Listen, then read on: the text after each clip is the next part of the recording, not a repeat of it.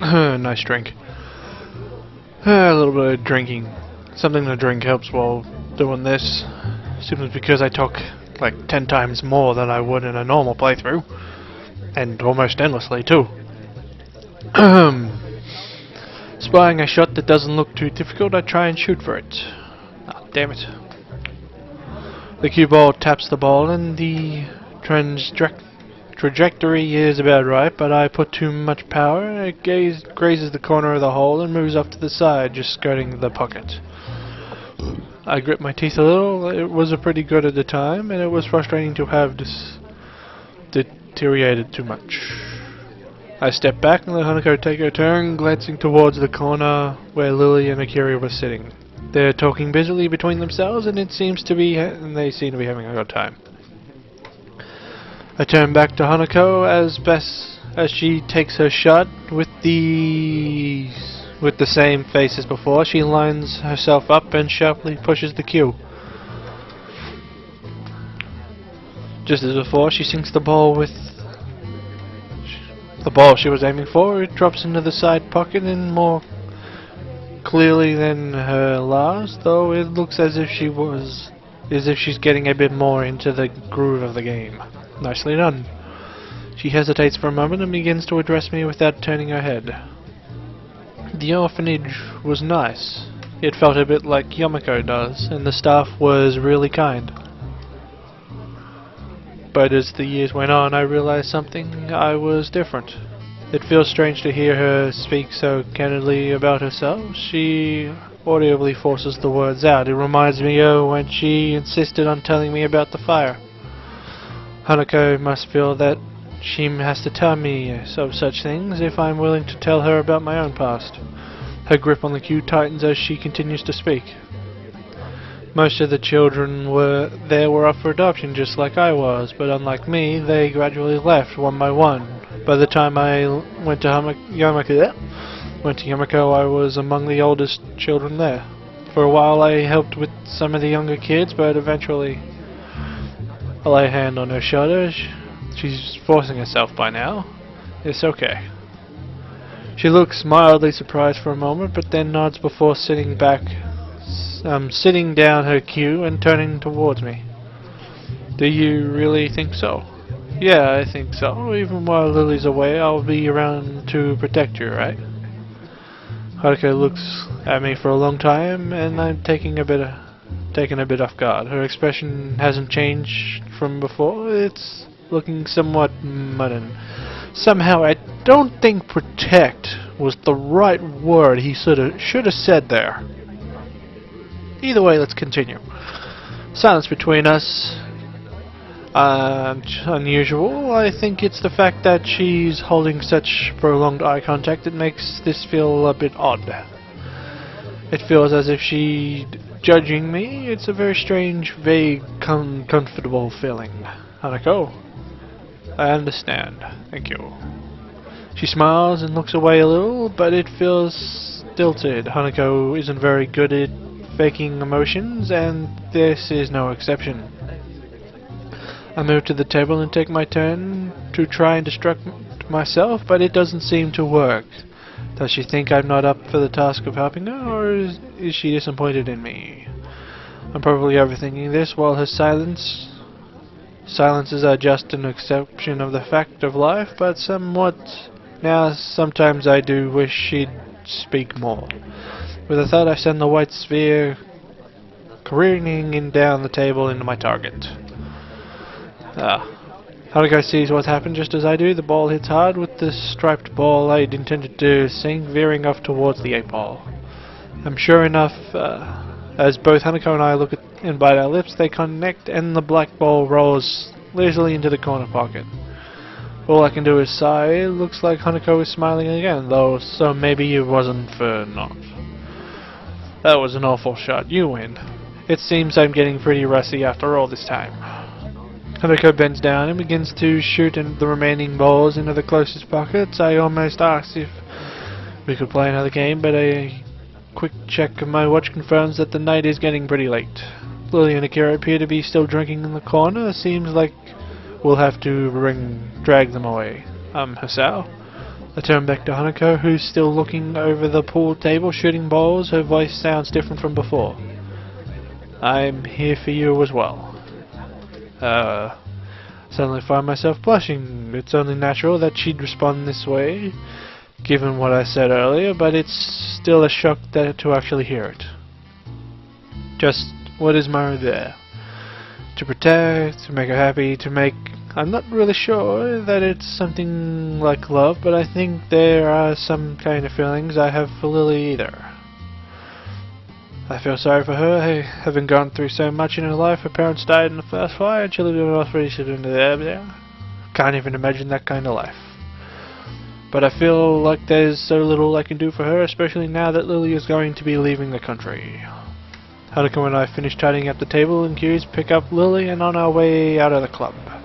It feels like something's changed between Hanako and I. I can't quite place it, what it is, but Hanako is acting differently now. I feel like we're further apart if anything. So you enjoyed yourselves? Hanako and I both nod and agree. The game was good, and we both did learn more about each other, so it's an honest answer. Lily appears to be a little distracted. Worried about the trip, Lily? She pauses before sighing and smiling weakly. A little. It means quite a bit. The comment earns her a clap on the shoulder from her sister. Hanako smiles back too. You'll be okay, Lily. I hope you can enjoy your time over there. Thank you, Hanako. I'll try to. It will be nice to be back with my family after all, no matter how brief of a time it may be. With that, the four of us begin to walk to the car park while the courier car is... We continue to walk between ourselves with mostly small talk.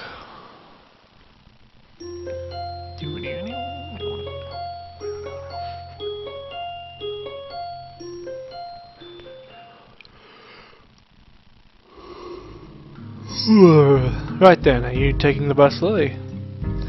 Lily motions a large suitcase standing beside her. I'll have to take this with me, so I've booked a taxi. It'll be meeting us at the school gates in about 5 minutes. Ah, I see.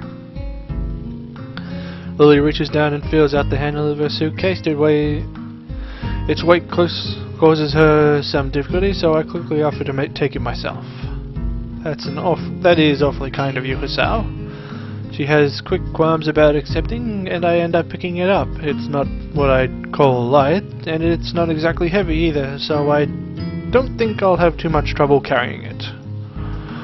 Well, thank you then. We should hurry through. If the taxi leaves, then it will take quite a while to book another one. Are you ready, Hanako? Yeah, let's go. We rush to the gate as fast as we can, only to find that the taxi hasn't arrived yet. Nothing looks a bit of exercise in the morning. The nurse told me that I should go. There. I think he probably had other things in mind, Hisao, and probably with more regularity. Do you intend to be helping people with their luggage every day?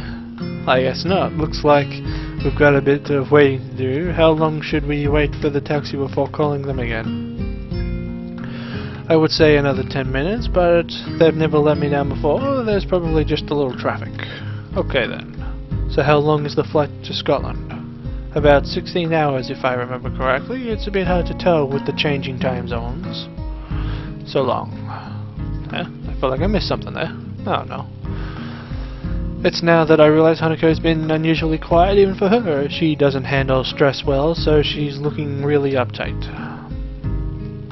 Yeah, I can't imagine being on a plane for that long. I've only ever flown on a short family holiday north, so it really is quite hard to fathom if Hanako spent so much time in a childhood. She's probably traveling very little, let alone flown.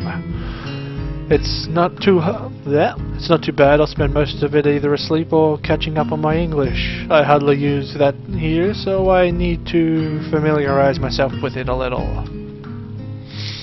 Will your accent be a problem? I wouldn't worry about that too much. If it may be an issue initially, but I intend I should be fine once I get used to it.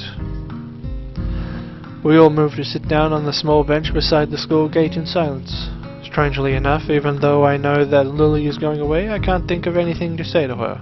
Lily is a reliable person, so it might be because she isn't the one that I'm thinking of most. Lily might not be able to see it, but Hanako is chewing her fingernails nervously. I move to talk to her, but I can hear an engine streaming up the hill before I get the chance. I think the taxi is on its way. Well spotted, Hisao. I only just heard it myself.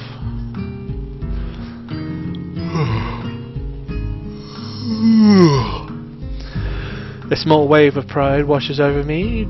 To have noticed something at the same time as Lily must have meant that I've become more aware of my surroundings. Anyway, we won't have to call the taxi company nor worry about missing Lily's train. Once the taxi stops where we're standing, the driver rolls down a window and leads over. After confirming that yes, Lily is the same Lily Satawa that brokered the trip, we sort out her luggage. The driver opens the trunk of the taxi, takes Lily's suitcase while Lily's climbing into the back seat as he loads into the trunk and slams it shut. After getting back into his seat and shutting the door, he waits for us to say our farewells. Have a safe trip, Lily.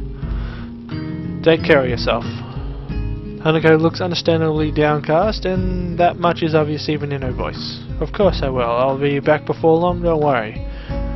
There will still be another person here for you too, won't there, Hisao? Yeah, of course. I turn and smile at Hanako, putting my hand on her shoulder. She only managed to keep eye contact with me for a couple of seconds, her cheeks red all the while, before turning back to Lily. See you, Lily. Goodbye.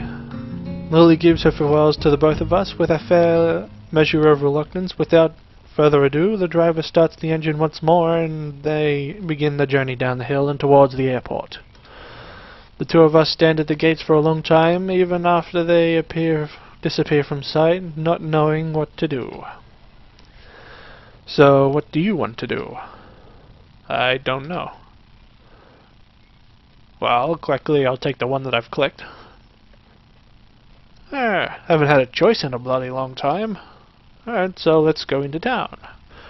The dwarf stops standing by the school gates like a mute sentinel, puts a strange idea into my mind. Do you want to head into town and look for a bookshop or something? We have the rest of the day free. It's a long shot as Hanako doesn't look like going into the city. I count the fact that we managed to get her out of here so dark, and it is a small miracle, but I generally want to spend more time with her. Anyway, she's likely to just refuse and go back to... Okay. Really? Really? Let's go. Can't work out why Hanako has decided to agree with me, but I'm not about to ask her to change her mind. Stepping off the bus, I immediately noticed that a lot of people are around us. In hindsight, it should have been obvious. Of course, lots of people were in the downtown on Saturday afternoon. Hanako retreats close to my side, and I can feel her hand clutching my arm tightly. Her body is held against mine, and her head is bowed so low that her hat hides most of her scarring. So, where shall we go? A bookshop? Hanako's presence and my other general living expenses have pretty much drained my budget. But I shouldn't be able to afford a few books. There's something I try to reverse there. For a second I think Hanako didn't hear me, but then I looked to my side and noticed her nodding almost persistently. Okay, do you know of one? Actually I do. We passed a few when Lily and I were looking for your presents. Hiding expressions clouds a fraction, and I've got to remind her to stop bringing up her birthday. You both spent a lot of time? Or maybe I just misjudged the situation. We wanted to make sure you got the right presents after all. Hanako smiles and blushes over it. It's a small treasure when she does. Anyway, there should be a bookshop just up ahead. Do you want to check it out? Sure. The crowds start to build as we head towards the bookshop along the raised walkways. Hanako latches her other arm onto me as well, making her progress a little slower. As we walk, the sound of the traffic makes me think of possible distractions for her. I was wondering, Hanako, have you thought yet about what you're going to learn to drive? Driving? Yeah. You're kind of lucky in that way. Aren't a whole lot of students in Hamako that are allowed to drive. It's not the best topic of conversation, but I want to try and distract Hanako from the situation. She's really high-strung right now. Then again, all I've really done is to make her feel awkward. Since she's probably never thought about it, I hadn't have said anything. Before long, screw it. Alright, I think I might stop here and record some StarCraft. So yeah.